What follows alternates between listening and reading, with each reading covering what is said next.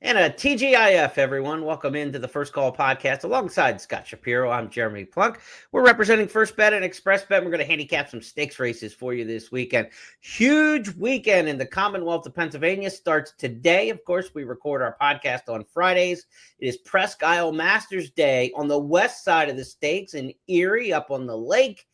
They'll run the Presque Isle Masters this afternoon. Tomorrow, Pennsylvania Derby Day at Parx on the far end, southeast end of the state.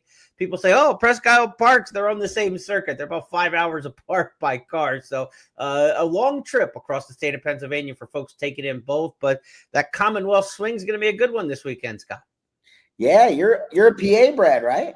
That's right. Absolutely. There's a lot of lucrative races for you. Actually, as we're shortly after we're recording this on Friday, I took a look at the races at Parx later and some PA bred races. So you could be running for a lot of money if you were not a human, I guess. But or if I wasn't tremendously slow. Maybe that is a good point as well. I didn't know that, so maybe. But yeah, so good racing this weekend. Pennsylvania Derby, the biggest week of the year at Parx and biggest day of the year at Parx. Good racing there. Talk some Churchill, and we got a graded stakes race down at our own at Gulfstream Park.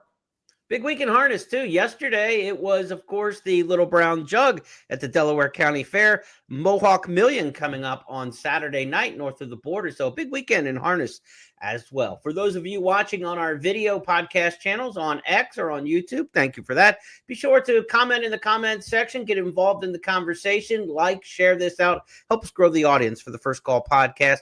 Also, for those of you on our audio traditional channels, here are the races Scott and I will handicap over the next half hour or so. For Saturday, September 20th, we're going to 3 tracks. We're starting at Gulfstream Park for the Princess Rooney. Win and you're in for the Breeders' Cup Filly and Mare Sprint. To Parx we go, aforementioned, the Gallant Bob for the 3-year-old sprinters, the Cotillion for the 3-year-old fillies, including the Kentucky Oaks winner in action, Pennsylvania Derby, and Parx Sprint, the 4 races will handicap from Ben Salem. Then to Churchill Downs will go on Saturday. 3 stakes races there for our handicapping lineup. The Herod's Creek, the Seneca, and the Dogwood for the 3-year-old fillies to wrap things up. A lot of great promos. If you're betting this weekend, be sure to do it with First Bet and Express Bet. As you see on the graphic, if you're watching, win bets get a 15% win boost Saturday at Gulfstream Park. That's right. Your win bets get a 15% win boost. You hit a winner that pays $10, you're going to get an extra 15%, $11.50 back on your $10 win. Your $10 winner, up to $20 in profit. So 15% win boost Saturday when you're betting Gulfstream Park. There's a mandatory payout Saturday in the Philly Pick 5, the Big 5 for you Philly fans out there. The Philly Big 5 is the late Pick 5 on the Saturday sequence at Parx, and Scott's ready to shoot some hoops. There's more than 200,000 in the carryover right now going into Friday's card at Parx. If nobody scoops the pool on Friday, it's a mandatory payout provision, 20%, 20 cent Pick 5. And Scott, this is going to be one of the better wagers of the weekend with that carryover pool mandatory payout. And with First Bet and Express Bet, you bet $100 on Parx Saturday, you get 10 back. So basically a 10% rebate. Putting together a $100 ticket on a Philly Pick 5 might not be a bad way to go after it on Saturday. No, I would agree with that carryover in there. 6-figure carryover should be a really good pool. Should be a decent wagering opportunity, a really good one when it comes to horizontals on this card. And we're going to talk about 4 of the 5 races within that sequence. I have a blog up on the First Bet and Express Bet blogs that covers the other. It covers the sequence as a whole. All right, so be sure to check that out. And also, if you're playing today on the Presque Isle Downs card, Frank Caruli's got his picks up for the Presque Isle Masters card, a pick 3, all stakes pick 3. Frank's got that featured for you, so check that out in our blog section at both websites. To Gulfstream Park we go. It's one of the big races of the year at Gulfstream when we get past the championship meet. In fact, it's the biggest non-championship meet race of the year at Gulfstream. The Princess Rooney, $200,000 grade 3 sprint. Win and you're into the Breeders' Cup Filly and Mare Sprint. We've got some news in here. Mystic Lake was cross-entered in this race as well as at Parx and expected to run at Parx from all reports. So Mystic Lake, one of the favorites expected for the Princess Rooney, won't go, but Safi Joseph is not without a hand to play. He's got Hall and Ice in here as well as Ultimate Authority. Does this race stay with Safi even if he goes to maybe his B or C player? He also has Claret Beret, right? So, That's I right. mean, That's right. yeah. I think this is I think Safi knows what he's doing. Well, I mean, Safi seems to know the condition book and to get, how we talk about it a lot with Skippy Longstocking amongst others. But I think Mystic Lake has some big wins.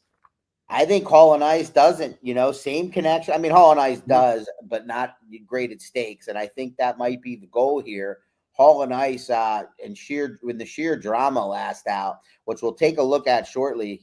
She ran second, but she was really good. They Mhm. cooked on the front end, 21-3, 44-1 going 7 panels at Gulfstream, and dueling in that was legitimate. And Hall and Ice, who likes to be on the lead, was just sitting in what some might think was a good spot, but was too close to the pace. She wants to Mhm. be up and on the lead anyhow. She was run down by Vincy Girl, who's in here as well. But this is race shape's going to be a whole lot different, Jeremy. I think Hall and Ice is going to be on the lead where she likes it, and I think she's going to earn her 10th career victory. Top three from the sheer drama, all back in a rematch. Let's turn back the clock. Pete Aiello on the call. 3/16 of a mile to run. It's Hall and Ice on the outside to take the advantage. She was close to that fast pace. Rumors have it is right there with the fresh legs down the center. Vincy Girl, final eighth of a mile. Vincy Girl rising to the occasion and takes the lead now. Back to second is Hall and Ice. Here's Nurazuri up for third. The winner of the sheer drama is Vincy Girl by 3. Second, Hall and Ice. Third from Nurazuri, and from another area code, Puckard appeared to get fourth in 124 flat.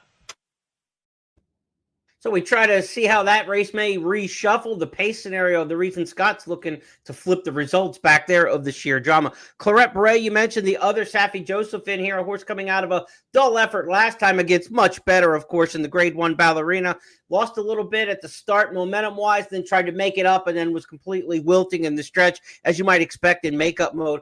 Prior to that, though, the previous two starts looked pretty good on paper. The second to Vava, who's a really quality mare, maybe not as good as she was, but Vava's still high class. That second in the Chicago to her looks good. And then the one time she's been over the track here at Gulfstream Park, Claret Beret won by 19 3/4. Went all Secretariat on her before that particular race. She's got an outside post position in here. Husband's back to ride, the guy who rode her in the race at Churchill Downs. What do you make of Claret Beret in here? Do you just draw a line through the last one? Yeah, I think you sort of have to, only because she's coming back so quickly here, right? I think if something went wrong, she has a work too, a maintenance drill 4 furlongs over a wet fast going. So to me, something must have gone wrong that was, unobvious to the eye because it was bad. I mean, there were a lot of sharp people. I picked this filly that day. She got hammered down to 2-1, almost was the favorite in the race, and just really didn't fire. So if she was coming back from a long layoff, I'd be a lot more leery. That said, I do think she's going to have her running shoes on to beat her stablemate, who's going to get the jump.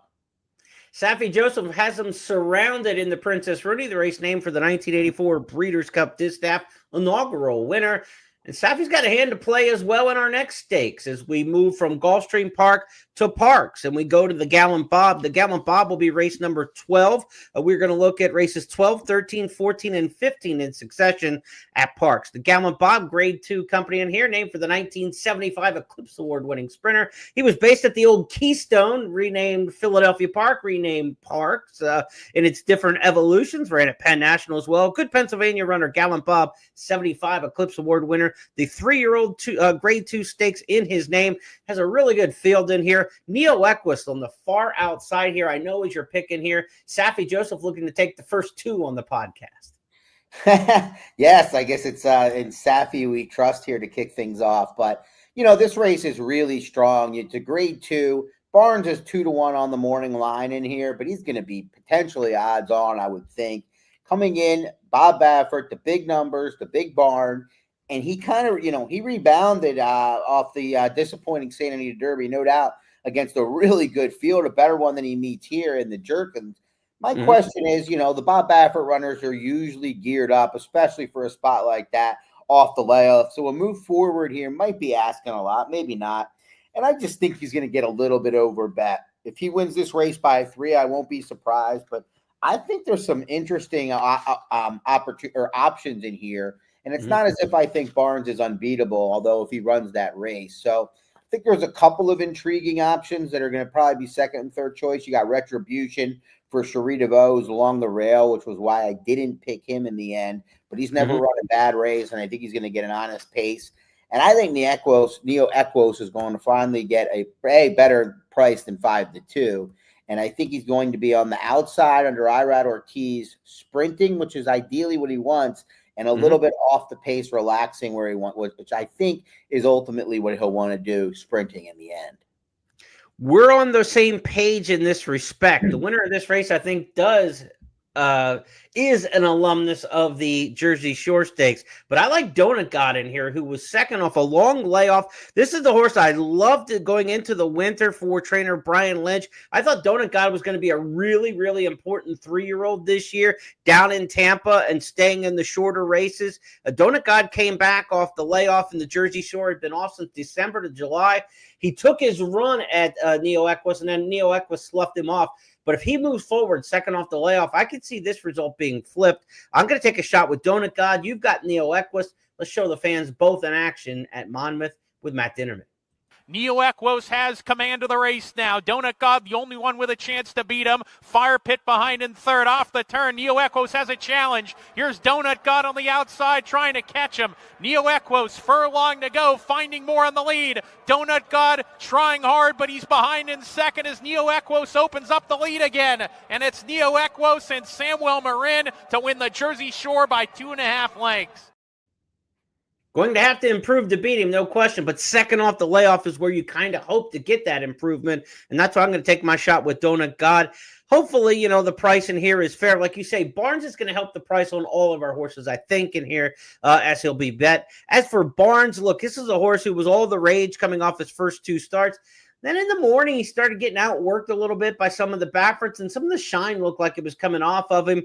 His work since that good race in the Allen Jerkins where he ran third, Del Mar, 49 for a half, 5 furlongs in a minute. That's not Baffert-like. And when you watch him on video, I'm not looking at Barnes and saying he's a horse who's jumping out of his skin. And that's usually what you expect with these Bafferts coming into big races. So I'm going to think Barnes is beatable in this particular spot. Hopefully we've got the right ones. Donut God or Neo Equus, Scott? Yeah, Donut God to me is definitely intriguing. And the price would be more where I would kind of decide whether I wanted to include in wagers. He obviously has a ton of upside, and he's going to be a bigger price than he ever has. I just don't love going to the bench and then breaking a little bit slowly at it, or breaking slowly when you're a speed horse in that next start. Now, it's very easy to make the case that he was a little bit off the layoff. He wasn't ready to break. A lot of times, though, when horses are at their best, they're more than ready to break, and they're speed horses. Right. So I can see it going either way. I was fond of this horse as well. In fact, he was in an unsuccessful fantasy stable of mine for the Derby, where we got points, as for the sprint races as well. So I totally wouldn't be surprised. It was just the break and then the slow break that had me slightly concerned. Yeah, we went down that same rabbit hole in the world of fantasy. Let's go to the Cotillion Stakes, race number 13 at Parx. Mile and a 16th here, the sister race to the Pennsylvania Derby. It'll be a 16th of a mile shorter than the PA Derby. Top weight in here at 126 pounds, carried by several, including the Kentucky Oaks winner, Good Cheer. Look, Scott, she rattled off the first 7 in her career. Speed figure aficionado said she's not getting any faster, and she's not that fast to start with. Thought she might be vulnerable going into some other races. The public didn't think so as much in the Acorn at 30 cents to the dollar when she ran an absolute stinker. They stayed with her in the Alabama at 7-5. She ran second in that race to Nitrogen. LaCara, who beat her in the Acorn, is back. Nitrogen is not. Does Good Cheer get back on the beam? Does the public stay with her? She's been favored in all 9 career starts. Does she make it a 10th career time being favored, first off? And secondly, will she get back to the winner's circle? Favoritism is going to be very interesting. I would be relatively surprised if she isn't, just because of her resume. I know Scottish Lassie ran very fast last out. 2 wins, only 1 grade, 2 grade. I just think if you're, it obviously comes down to what the computers will think when all is said and done. But I think publicly, that Good Cheer is likely to take more money. That said, I don't think it's quite as simple as these two. Maybe I'm wrong. I don't know if, Scottish Lassie ran that huge race last out. 4 horses went on the front end. She's got big races in her, but she's probably going to get sent again from the inside since it worked so well from Rosario last time. And think she's going to have clear company with Lucara, potentially. Yeah. It's not too late if she's Indy fast Bay. enough to keep up, and Indy Bay, who has never gone this long. That's the way I'm hoping maybe this sets up. That's why I think Good Cheer is probably the likeliest winner. Mm-hmm. But to me, there's a filly that I'm excited about seeing how she stacks up here because I'm high on her, been waiting to bet her in her next start. And that's number 3, Cliquot for Brandon Walsh, a filly that has done nothing wrong thus far. She got in a duel along the inside on debut and made the even money favorite down at Gulfstream during the championship meet. So she was highly regarded from the start. Right. And then she's run 3 bang-up races since then against lesser competition. So she gets IRAD. I think she's going to get that good trip along the inside, off the pace setters, but ahead of Good Cheer. And if she's good enough, I think she'll get that right trip, and she should be a decent price, right? She should be. I mean, you've got the names in here. They've got to bet Lucara. They've got to bet Scottish Lassie. And we know they're going to bet Good Cheer. She can be no better than 4th choice in here. And her last 3 are all in the winner's circle, including the Indiana Derby. Bill Downs or John Dooley with the call here of the Indiana Derby. Cliquot is right there, coming with a bid now outside of Deloraine as they try to close down top. Then Golden Eye Magic with Sturgeon Moon and Heavenly Sunsets dropped right away. 3/4 in 1 minute 10.36 seconds. And Cliquot has taken charge with 1 furlong to go. Cliquot pulling clear now by 3 from top. Then Sturgeon Moon, Deloraine, and Golden Eye Magic is next. They're close to home. A toast to Cliquot. Cliquot with a Delhi Racing Form, Indiana Oaks, and Cliquot well on top. Of course, Indiana Oaks, not Indiana Derby. I always have Derby on the brain. So that was a good performance because she was still green in there. She's only run the 4 times. And head up, she's really not reaching out and getting down on her belly and being asked to run. She could have another gear left in her, Scott. And that's really, I think, what you're gambling on, the upside. Because some of the other horses obviously have the resume and the trophies. But I think she's got some potential in there. No, I agree. And it feels to me like this has been kind of, the goal. I don't know. I mean, she hasn't really missed training since that race. Right. So, they had the options, I guess, to run it at Saratoga and opted maybe, I guess the distance was probably the difference there, right? The 1 16th grade 1 opportunity for Brandon Walsh. And, he didn't send a ton of horses to Saratoga this meet. But, yeah, I mean, she's coming in fresh. She's supposed to take a step forward here if she's as good as I think. And I don't know if I expect either of the any of the favorites to run a career best. We'll put it that way. Let's move now to race 14 at Parx on Saturday. The main event, the Pennsylvania Derby, Grade 1, $1 million here, 1 1/8. This race has had some legitimate Grade 1 horses in it over the years and Grade 1 winners who have won it. This year, however, it is not a Grade 1 quality field. None of the horses have won a Grade 1 to this point. And when you think back to some of the Florida Derby, the prep races, the Santa Anita Derby, there are options to get Grade 1 company into 3-year-old ranks. There's probably been 8 or 10 Grade 1s already this year for just the 3-year-olds when you mix in some sprint races and middle distance races. So all of these runners still looking for their first Grade 1 and really looking to get away from sovereignty and journalism. It's been those two and everybody else in the 3-year-old ranks this year. Baeza probably the poster child for that. 3rd to those 2 in the Kentucky Derby, 3rd to the same pair in the Belmont Stakes. Last time out, Baeza was a good 2nd in the Jim Dandy behind Sovereignty. Sovereignty obviously looking at that race as a prep towards the Travers. He wasn't fully cranked that day, but Baeza gave him a pretty good run in the lane, Scott. Let's let the fans go back and relive the Jim Dandy, and then we'll talk about Baeza and how he stacks up against this year's Pennsylvania Derby field. Made that bid, but drops back, and then Sandman there at the top of the stretch. Sovereignty is up to take the lead. He and Baeza in close quarters, but Sovereignty has the upper hand in mid-stretch. Baeza is trying his best to cling to him, but it's Sovereignty and Junior Alvarado still on top. And still with plenty left in the tank. Sovereignty scores in the Jim Dandy. Baeza ran lights out, but he ran into Sovereignty. It was a long way. Now, Scott, one of the things when handicapping a race, I don't care if it's the Pennsylvania Derby or the 3rd at Tampa Bay Downs in the middle of the winter, one of the things I like is when there is a huge gap between 2nd and 3rd and betting the runner-ups back. I mean, when you see a huge gap 1st to 2nd, those horses get overbet the next time, right? A horse wins a race by 9, everybody jumps on them next time, even if they're stepping up in class. But when you run second to a good horse like that, and then there's a huge gap back to third, sometimes those performances aren't as noticeable in terms of the tote. We know Baeza is going to get bet in this spot. It's not necessarily a value play, but it's an underscore to the quality of the race, because in the Jim Dandy, it was 9 1/4 lengths back to the others in there. Hill Road and Company in third. That was a really good performance by Baeza, as Frank Miramati mentioned in the call. Yeah, and I feel like it's been lost in the shuffle or lost with time. I feel like everybody thought that maybe like if Baeza is ever going to beat Sovereignty, it's got to be today, which might be very well true because he was coming off. But after he didn't, everybody kind of was, I don't want to say sour, but the shine came off, right? He was kind of the horse that people thought had some upside to beat the top 2 big dogs, and he didn't. But if you watch that race, to your point, not only was he close to a horse and it was way back to third, but it was Sovereignty, and they were finishing. I mean, and you look at the late pace ratings like we like to do. And I came into this race thinking I was going to maybe, this horse was going to take too much money for me. But I came out of my handicapping thinking I don't have any desire to try to beat him.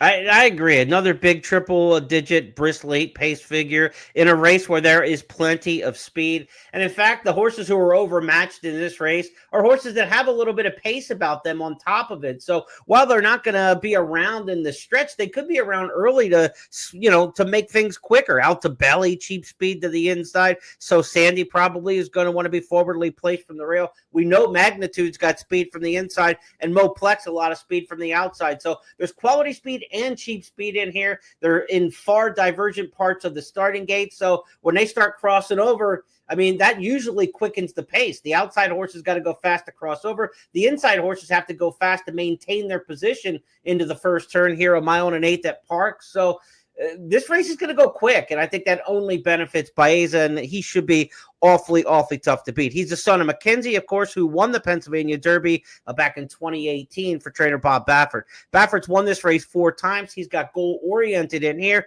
Goal-oriented, maybe the second choice. I don't know. The morning line's got him listed second favorite. It is Irad Ortiz. It is Bob Baffert. There's kind of a lump, I think, underneath Baeza of 3 or 4 horses that look awfully similar in ability to me, and goal-oriented would be in that group. Certainly, if you're playing to win in this race, I think he's going to be an underlay in the win pool. What do you make of goal-oriented in this spot, coming off a race in the Haskell where he ran third, just a neck behind Gosger, who he gets a rematch with here?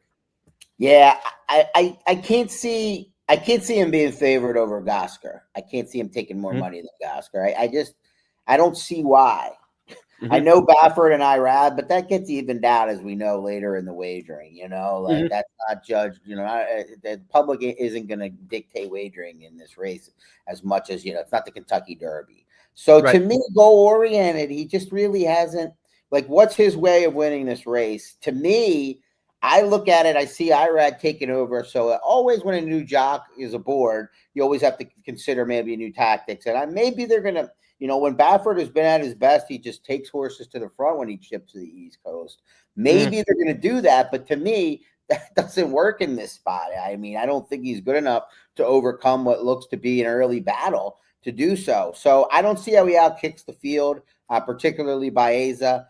I think, obviously, if he runs a big race and hits the board, I won't be surprised. If he wins this race, I'll be a little bit surprised. Interesting point. If you look at the workout tab, we talk about trainers who try to get a lot out of their horses. The Bafferts usually tip their hand when they're going to run a big one. September 12th at Santa Anita, 6 furlongs, 112-1. Decent work that day. Baeza worked the same morning, and John Sheriffs, who asks nothing of his horses in the morning, this horse worked in 111-3. I mean, worked 3 lengths faster than a Baffert runner. Go back 2 works, and Baeza worked in 59-2 at Del Mar. You just don't see that from the John Sheriff's trainees. That tells me Baeza is just sitting on tilt. I think he's going to run a big race. I'm not one to just lay on the favorites in here. And like you, when handicapping the race, when the past performances first come out, you come in with an open mind. The first thing you're trying to do is beat a favorite in any race. And I'm thinking, okay, Baeza's the name reputation horse. Let's get a horse who's kind of up and coming in here and beat him. But the pace scenario favors him. The way he's coming into the race looks outstanding. The late pace figures favor him. And the class is on paper. We know what he's run against so far. I don't see how he gets beat in here. If you get into an exacta and where you're trying to mix a horse and get horses in with him, I think Gosger is a very logical back end of this exacta. I know it's kind of chalky. Maybe Big Truz one to consider. David of Athens one to consider if you're looking underneath. But for me, it looks like Baeza and Gosger to me 1-2. Well, I'm going to go with David of Athens as my play. Shockingly, it's Athens. I was corrected at another earlier this week. I don't know. Is that why. right? Yeah, I don't know why, but yep, and confirmed it. But he's the horse that I think has that upside, like you said, the up and comer. I mean, Gosger and Goal Oriented are compared to Baeza, a little bit up and comers. Of course, they didn't run in the Kentucky Derby, but they've been running in these types of races. This is the true up and comer, and it's a big move forward. But he's really never run a bad race. He wins on debut in a field that included Patch Adams and included Camp Hale, who was a very fast but just didn't win right away for Ian Wilkes, but a very good looking 2-year-old for that barn. And then obviously something goes wrong, and he comes back and he's wide and breaks slow at Churchill and backs it up with a huge effort at Ellis. Obviously, this is a huge step forward. But for Brendan Walsh to bring him along with Gosger, he doesn't need to have a horse in this race. He's not as a participant. I think it really spells well of how this horse is doing, that he's willing to give him this shot, because they could easily back off, let a lot of these top 3-year-olds, go to the sidelines and then pick up the pieces in some lesser races. He won last out at Ellis Park by 7. Same with Big Truz, who won the Ellis Park Derby by 7. Both were ridden in their last starts by Tyler Gaffalione. And yet Tyler Gaffalione gets off the stakes experienced Big Truz to take David of Athens in here. I think it's probably a pretty significant sign. So keep an eye on that. Pennsylvania Derby, maybe exotics horses to help fill it out. I'll say one thing on that. I wouldn't read much into that, only because Brandon Walsh and Tyler have a long-standing situation, and Brian Lynch and Tyler, it's not the same. You know what I mean? So but it's a grade one. You're right, though. Grade one. Yeah. If it's an allowance race, all things equal, all right. You go with the barn. But they must like this horse, and I think that the intent of running, like you said, they don't have to run because they have Gosger in here, so that tells you they like the horse. They being the connections, and then the fact that Gaffalione rides means he might like him too, and so certainly something to consider as your handicap in the PA Derby. To the Parx Sprint we go, race number 15 on the card. They're going all harness on us at Parx on Saturday, running a 15 race card, $150,000, 6.5 furlong sprint, a big field in here. So if you're looking at those multi-race wagers that end in this race, this is one that people are probably going to reach a little bit and spread in terms of numbers. If you think Baeza is a solid single in the Pennsylvania Derby, maybe that helps you budget-wise getting into this Parx Sprint. How do you see it, Scott? I think this might be a sneaky spot to single, because everybody's going to probably want to, cover themselves a little bit. I think there's plenty of speed in here. I think there's 2 horses that look a little better than the rest, given the race shape and just in general on paper. I think Damon's Mound, who has a big shot, moving from an inside post finally to an outside post. But I really like Full Moon Madness and the trip he's going to get under IRAD in this spot. I think he's just going to he'll break fine. He's coming in fresh off a couple of decent works. And Michelle Nevin gets IRAD to ride back. And I think he isn't going to have to, ask his horse at all, while other horses will. And he'll just be able to inherit a very nice forward spot along the inside. I think it's going to make him tough to beat here if he's ready. He's got some huge races in the past. And it's really, to me, about, hopefully the trip works out. I got a good pilot, but more so if he's just ready off the layoff. And I think there's reasons to believe he should be. Regally bred son of Into Mischief out of By the Moon at JMS Stable, Samantha Siegel, legacy runner. Of course, they campaigned By the Moon to a lot of success as well. Full Moon Madness under IRAD got there last time out at Delaware Park. Let's go back to the Alapocus Run Stakes. Sunny Breeze is going to try to counter in second, and Full Moon Madness is crying out for room. They turn for home. Bucarino went very wide, battling Sunny Breeze the length of the stretch. Full Moon Madness is on full tilt mode, and Damon's Mound is closing in too. Bucarino is in for the fight of his life. Full Moon Madness is on attack mode. Here comes Full Moon Madness. Bucarino holding. Full Moon Madness surging. Full Moon Madness has won the Alapocus. This might be one with the runner-up, or a horse who faded a little bit in that race. The Alapocas, the runner-up in there, Bucarino. This is the horse who might be able to bounce back for the locals over the home track here. You know, all the shippers are coming in. It's big stakes day. They're going to take almost all the money out of there. But Alfredo Velasquez has a locally based runner in there, Bucarino, who gets a home game now against a lot of the travelers. And that might be one where the home team can punch out. And you get Paco Lopez riding, who's just sensational at Parx, 25% winner over that track. And so Bucarino certainly will get Full Moon Madness another good run. They were neck apart last time. That could easily be the exacta. And a theme on the show so far today, a lot of these 1-2 rematches coming back where you can envision them running back the same way or even flipping the script a little bit. But both horses in these rematches look very competitive in the spots they're coming back in.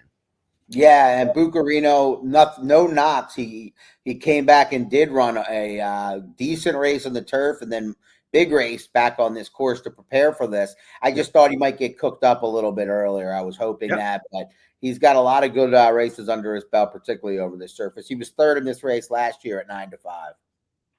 Sprinters in the spotlight there at Parx. A couple of races, of course. We got the Parx Sprint and also the Gallant Bob. Sprinters are where we're going to go to Churchill Downs next as we move our hitch to Louisville, Kentucky for 3 stakes races to handicap. The Herod's Creek, first of those. 7/8 of a mile on the main track. They'll start out of the backstretch chute and hit the wire at Churchill Downs with that long stretch run. Jimmy's Daily is going to be Scott's top choice in here. Smoking Wicked's probably going to be a solid favorite at 8-5. Smoking Wicked back in the Amsterdam 2 starts ago looked like he could be anything. And then in the Allen Jerkins, it kind of the balloon popped on him. So let's go back and look at him at his best. And then you tell me, do we get the good Smoking Wicked or the one in the Jerkins that we couldn't find? On the outside, Gunmetal moves into second. Macho Music is back to third. As they come to the furlong pole, Smoking Wicked means business. Opens up 2.5 on Gunmetal in second. Gate to wire down the center of the track, but Smoking Wicked is blowing them away in the Amsterdam. Smoking Wicked strolls home by almost 6 lengths. Gunmetal. When he breaks, he's tough. When he's not, and he doesn't, he's not. So what do you make here in a field of 6 with Smoking Wicked? Well, Dallas Stewart has done a great job with this Louisiana bred, only a $38,000 purchase. He has pulled this stump before with these Valin Farms runners. Dallas, one of the more fun guys to hang around when you're in Kentucky or Louisiana with the races. But this is a really good horse. I mean, I've got no major knocks on him, but it's been 4. This will be his 4th straight start, dating back to the late June. 7 starts since the late February. And maybe, you know, he didn't break last time. Maybe that just wasn't bad luck. Maybe he's just a little tired. And, you know, Dallas is not necessarily a guy that might, you know, he's spacing his races fine. I'm not accusing him of anything. But he's a Lucas, you know, he's in the Lucas school. He runs his horses. Run him. Maybe he's not going to get back to those top 2 efforts. And if he doesn't, this race becomes extremely wide open. And I think I've been, you know, following Jimmy's dailies a little bit, or a lot of it, really, throughout his career. He takes a ton of money on debut with Churchill, which is always noteworthy for Lynch horses. I mean, that's a barn where you kind of really know what they think of their horses by the code board. And then you don't see him for a while. He runs, you know, in a very live maiden special one by Tappan Street, and he really hasn't done much wrong other than being over his head in the Florida Derby. And I thought last time out off the bench, it was the Big Truz race, which you just spoke about, Ellis Park Derby. He was dominant.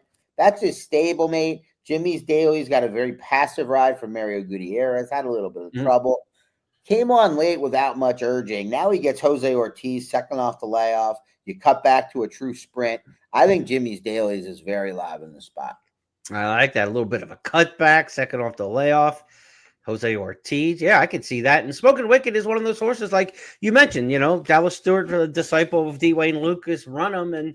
And sometimes with horses like that stay in their form cycle for a long time, they run in and out of good form. You know, they're feeling better for a period and they run well. And that's the way horses used to be trained.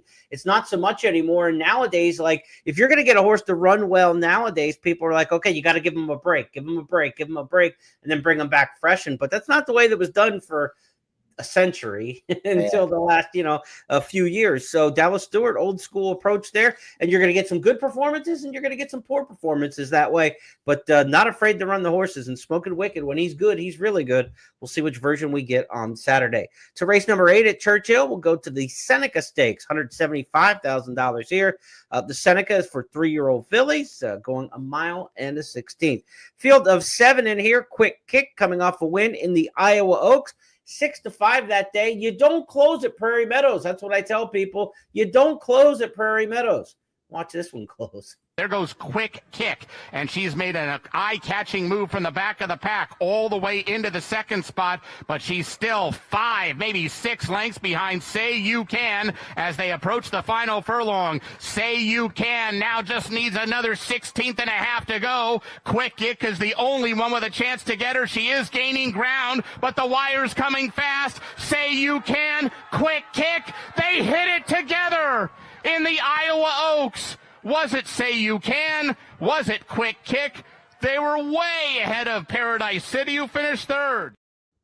It was Quick Kick, Bobby Newman with the call there. And look, that was an impressive performance, making up 6 in the final 16th of a mile. The winner wasn't completely laying over. This was a filly who was really reaching out and getting to her. Quick Kick will get a much longer stretch at Churchill Downs, 1,234 and a half feet worth of stretch there to the wires. So I think Quick Kick with the rally, if you get the setup, has a big chance of running them down in here. But there's not a ton of speed in this race. So she's not going to get the greatest race shape, I don't think, Scott.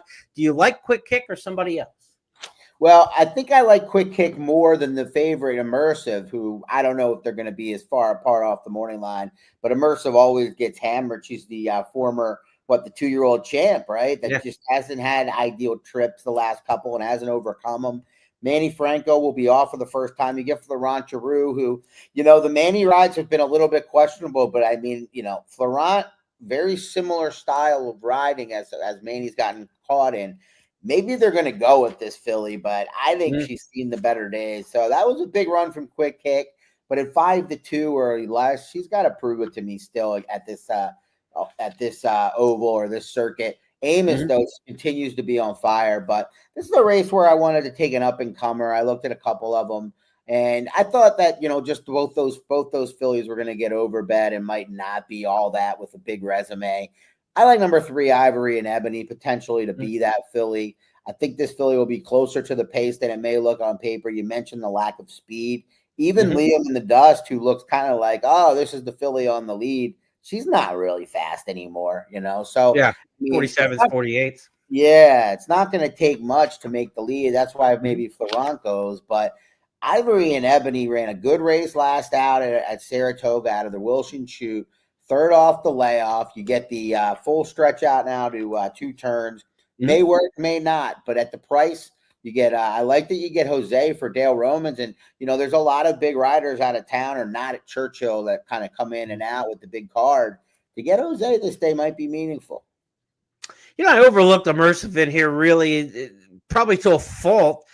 She's kind of like, I don't know. I mean, I know she was the 2-year-old champion last year and ran through everything, but her 2 starts this year, 2nd place finishes at 2-5, at 3-5. I know she's faced tougher in terms of Scottish Lassie last time out in the Coaching Club Oaks, but I don't know where she's at. I really don't know where she's at, and I wouldn't want to take a short price, 6-5 on the line. I mean, if she wins, she wins, but I'd be against spot too, right? I mean. 175,000. I mean, sure, you can make the case it's a confidence booster, but you could also make the case there were more ambitious spots. She should be prepping towards the Breeders' Cup Distaff, right? I mean, if she's the 2-year-old champion, 3-year-old filly this time of year, cotillion, okay, you've got the filly to run in the cotillion, but you think spinster or something like that with a filly like this if she's good. And like you said, she's in for 175 in an overnight stakes, the Seneca at Churchill on Saturday. We'll see where she gets, like what she gets back to, what she can get back to. She never ran super fast on speed figures. It's kind of the same thing with some of these other 3-year-old fillies we talked about, in this particular crop. So that's why I'm taking swings. Yeah. Yeah, take your swing in that one, I think, in the Seneca Stakes. Our final stakes race, eighth and final of the podcast, will be the Dogwood, grade 3. Race number 9 on the card Saturday at Churchill Downs. These are 3-year-old fillies in here as well. I mean, they could have run immersive in graded stakes company here if they wanted to cut her back. This is a spot, again, for a purse of, what do we got in here? $300,000. So, yeah. I mean, they could have just cut immersive back, run for $300,000 in a grade 3, but again, going in that 175 around 2 turns. How do you see this one shaking out the Dogwood?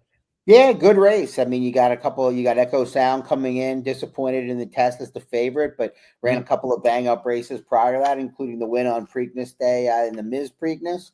Yep. Or is that on Black-Eyed Susan Day? Black-Eyed Susan Day, right? Yeah, I think it is. Yeah. And then you got Delightful Claire, who ran second in the prior S. I think might take a little more money than I'd be willing to accept. But to me, Ragtime is the one with the true upside in this race. There's not a lot of speed, which is a little concerning. Mm-hmm. But, man, she finishes at a different level than this field. She got out-finished last time, but it was just a race that absolutely came apart. And that's why it's fair to make a case for Echo Sound, who was a part of that pace or stalking just off of the pace. But Ragtime is, to really come with an off-the-pace run in 3 straight 7 furlong races to kick off your career. And then for Bill Mott to take the blinkers off now, that tells me she's relaxing more in the morning and becoming more professional. Maybe that's wrong, but I feel like more of the time that's the case than not. So I like Ragtime here. It will not be a very big price, but we'll see. 2-1 on the line, Echo Sound 9-5. Throughout its history, the Breeders' Cup Filly and Mare Sprint, there hasn't been an aversion of running to 3-year-olds against the elders in that race. So this Dogwood could produce a starter or two towards that Breeders' Cup Filly and Mare Sprint. The test performers most likely would be the ones, if they can advance with a good effort here. Echo Sound, the beaten favorite, and Ragtime, like you mentioned, the rallying second-place finisher. Let's go back and take a look at the test, won by Kilwin, and a good second by Ragtime. Coming into contention, it's Artisma. Beauty Reigns at the top of the stretch. And on the inside, Echo Sound in front.